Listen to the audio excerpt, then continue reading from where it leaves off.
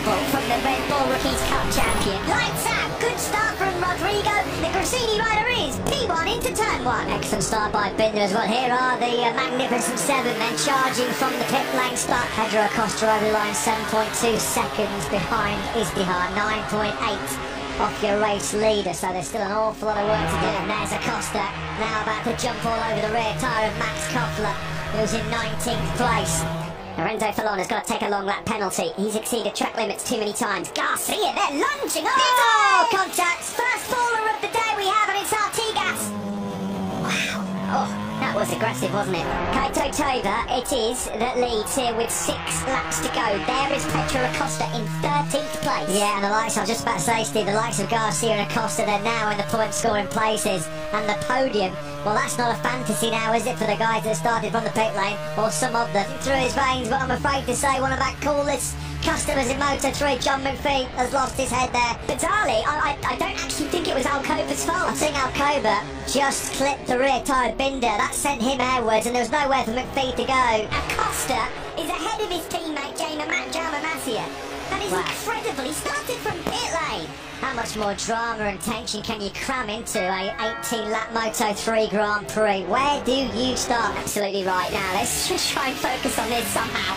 Into turn 1 we go with 3 laps remaining. Masia again now leads. Well, he was the master tactician here 7 days ago, wasn't he, Masia? As he got to the front now, I'm going to try and pull the pin, just thinking, I need to get out of here. I don't want all this trouble and chaos and carnage just unfolding around him. My heart rate's gone up to over 200 beats per minute. What about these guys on these Moto3 motorcycles? Unbelievable action here. 2 laps to go. Masia leads, but for how long? Through goes Gabriel Rodrigo. He now takes the lead of the race on the inside. Look at Acosta. He's up into the podium places, although squeezing him out is Darren Binder. Acosta's front tyre there just about hung in there. It was absolutely screaming for mercy. It was unsettled on the brakes. He's still committed, still through that KTM on his side, and he still came out the other side. Brilliant by the rookie. And here is Pedro Acosta, who we remind you started this race from pit lane.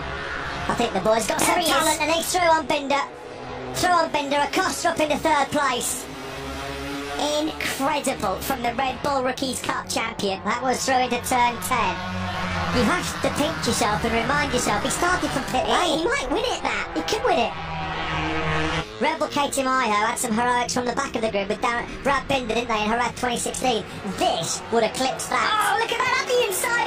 He's not scared of his own teammates. This would eclipse Binder's ride from the back of the pack. Yeah, on the back of the grid in Jerez 2016. Pedro Acosta, he started from pit lane. He's about to lead the Doha Grand Prix with 1 lap to go. Astonishing here in the Middle East. He does lead. Nico Antonelli is also there as well, number 23, as they now head into turn 1. It's Acosta who leads still, and he's got the hammer down. He's already trying to put a bit of daylight between himself and Darren Binder. Pedro Acosta in just his 2nd World Championship start, starting from the pit lane, on course for an astonishing victory. One of the greatest Grand Prix victories in history. Here we go then, after the final corner. Will Darren Binder break his heart? Oh, this is going to be close. He's in the slipstream. History has been Acosta's got it. He's got it. Unbelievable. Binder's got it.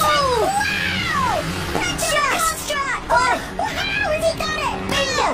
From pit lane. Binder needed 5 more metres and the race was his. Pedro Acosta.